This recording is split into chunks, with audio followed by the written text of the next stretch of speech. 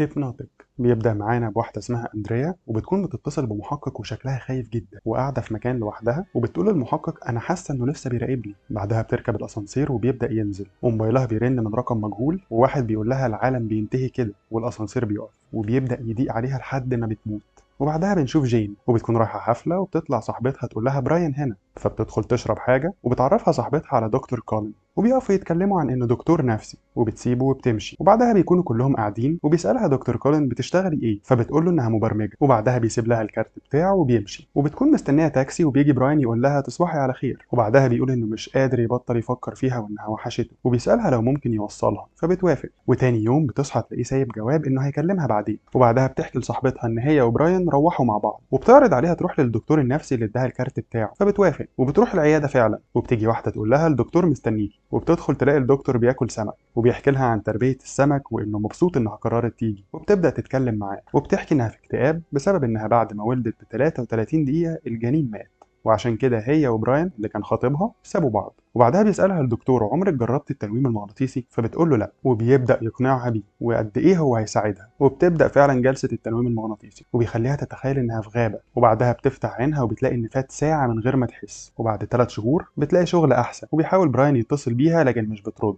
وبتحكي لصاحبتها ان بقالها 3 شهور بتروح لدكتور كولين، وانها حاسة انها بتتحسن، وبتحلم انها مع دكتور كولين. وتاني يوم بتكون في مول وبتقابل الدكتور، وبتحكي له انها اتقبلت في الشغل، فبيعزمها على قهوة. وبيبدأ يتكلم عن نفسه وانه كان متجوز بس مراته ماتت، وبيسألها عن براين، وبينصحها انها المفروض تتكلم معاه بصراحة. وفعلا بتكلمه وبيقول انه هيجي يقابلها. وبعدها بيجي لها اتصال من رقم مجهول، ولما بترد بتلاقي نفسها في البيت، وبتسمع صوت في الحمام، وبتلاقي براين مغمى عليه، فبتديله حقنة الحساسية وبتوديه المستشفى. وبتيجي صاحبتها وبتحكي جين انها مش فاكرة اي حاجة، وطبعا صاحبتها بتفتكر انها مصدومة بس مش اكتر. وبتروح للدكتور وبتحكي له ان براين بقاله 8 ايام في غيبوبة، وبتقول له اللي حصل شبه التنويم المغناطيسي اللي بنعمله هنا. فبيبدأ يقنعها ان اكيد ده غلط، وانه بيعالجها ومش عايز الخوف يتحكم فيها، وانهم لازم يكملوا العلاج. وبتصحى تاني يوم وبتشوف كيس فيه فاتورة انها اشترت زيت سمسم، وهي عارفة ان براين عنده حساسية من السمسم. وبعدها بتفتكر كل حاجة، ان الاتصال اللي جالها عمل لها تنويم، واشترت زيت السمسم وحطته في الاكل. وبعدها بتعمل بحث عن دكتور كول، وبتشوف ان في بنات كتير ماتوا بسبب التنويم المغناطيسي، وكل الضحايا كان بيحصل لهم زي ما حصل لها، بس الموضوع لسه تحت التحقيق. وبتوري صاحبتها الكلام ده، وتقول لها صاحبتها انت اكيد بتتخيلي، واكيد اللي ماتوا دول كانوا بالصدفة، ومش بتصدقها. وبعدها بتوريها الفاتورة وبتقول لها انه اتصل بيها ونومها وخلاها تعمل كل ده. بعدها بيروحوا المحقق وبيسألوه عن أندريا، وبيحكوا له إنهم بيعملوا تنويم مغناطيسي مع نفس الدكتور. فبيقول إنه معرفش يكمل تحقيق في القضية، وبيقول لهم إنهم قالوا إن أندريا ماتت بسبب سكتة قلبية. وبعد كده وراهم صورتها وفيديو ليها، وإنها كانت بتتخيل في الأسانسير إنها بتموت أو كانت منومة مغناطيسيا. وبينصح جين ما تروحش لكولين تاني، وبتحكي صاحبتها إن هي كمان دكتور كولين نومها مغناطيسيا قبل كده، وبيتفقوا ما يروحوش تاني. ولكن جين مش بتسكت، وبتروح للدكتور تاني، وبتكون بتسجل له وبتتكلم عادي، وبتطلب منه ينيمها مغناطيسيا عشان تشوف ايه اللي بيحصل بعد ما بتنام. وبيكون المحقق قاعد يفكر في القضية، وبيروح يفتح ملفات مرضى دكتور كولين وبيعمل عنهم بحث، وبيلاقي ان كلهم ماتوا، وبيشوف ان كلهم شكلهم مشابه لبعض. وبتنزل جين وبتسمع التسجيل، وبتعرف ان في تنويمها عرف انها كانت بتسجل له، وانها عارفه عن اندريا، وانها راحت للشرطه. وبيعرف كمان ان صاحبتها عارفه كل حاجه. وبتكون صاحبتها في الطريق مع جوزها، وبتحاول جين تتصل بيها عشان تنبهها وتقول لها تخلي بالها، لكن بيجي لصاحبتها اتصال من رقم مجهول، وبتحاول جين تجري تنقذها. وفي اللحظه دي بينيم الدكتور صاحبه جين، وبتبدا تتخيل عناكب عليها وبتعمل حادثه هي وجوزها. وبتنزل جين، ولما بتشوف الحادثه بتفضل تصوت.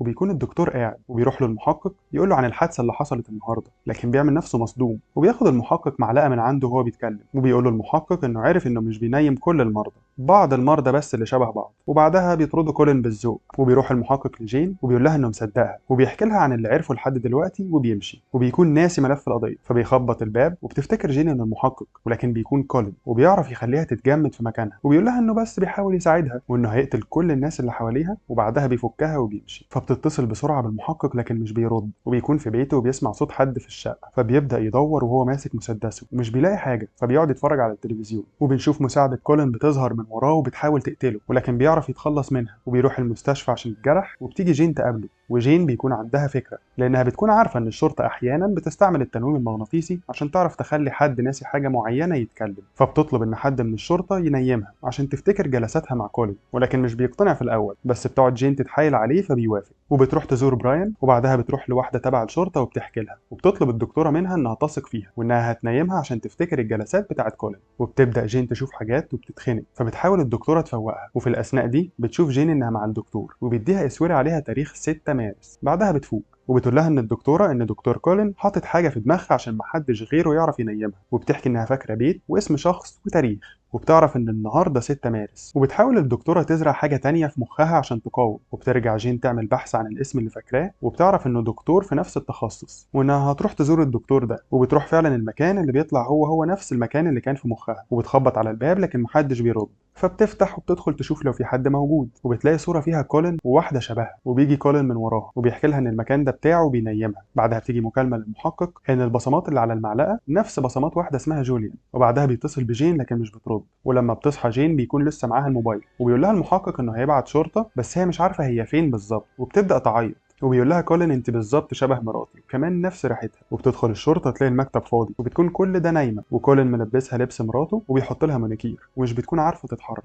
وبنشوف ان كل الفتره اللي فاتت دي كان بيحط ذكريات مراته جوه مخ جين عشان يستبدلها بمراته، فبتقول له انت واحد مجنون، وبيحط لها روج وهي بتعيط ومش عارفه تتحرك او تعمل اي حاجه غير اللي بيقول لها عليها. وبيقول لها ان النهارده هو الذكرى السنويه ليهم. وبيدخل المحقق ولكن بيسمع كولين صوت الباب وبيخرج، وبيحاول المحقق يدور عليه عشان يقتله. وبتحاول جين تفك نفسها من الشلل اللي هي فيه، وبيقطع كولين النور وبيسيب نور واحد قوي لدرجه انه ما يخليش حد يشوف كويس، فبيبدا المحقق يضرب نار على اي حاجه، وبتقدر جين تفك نفسها، وبيجي كولين من ورا المحقق وبيضربه، وبتيجي جين بس بينيمها كولين، لكن المره دي بتقدر تقاوم وبتمسك المسدس وبتضرب نار. وبتفوق تلاقي المحقق جنبها وبيقول لها انت ضربتيه ما تخافيش ودلوقتي الشرطه جايه، وبتنام في حضنه. ولكن بيقول لها المحقق كلمه حبيبتي، ودي نفس الكلمه اللي الدكتوره حطتها في دماغها عشان تقوم من اي تنويم مغناطيسي. وفعلا بتفوق تلاقي نفسها في حضن كولين وبتضربه وبتجري، وبتلاقي المحقق مصاب، وبتلاقي معاه مسدس تاني بتضرب بيه كولين وبيموت. وبتحاول جين تخلي المحقق فايق لحد ما بتيجي الشرطه وتاخدهم. وبعد شهر بتكون جين في شغلها وبتزور براين في المستشفى، وبتتاسف له على كل حاجه، وبتروح تزور المحقق وبيكون كويس وترقى، وبيديها هديه تساعدها على النوم بطريقه طبيعيه.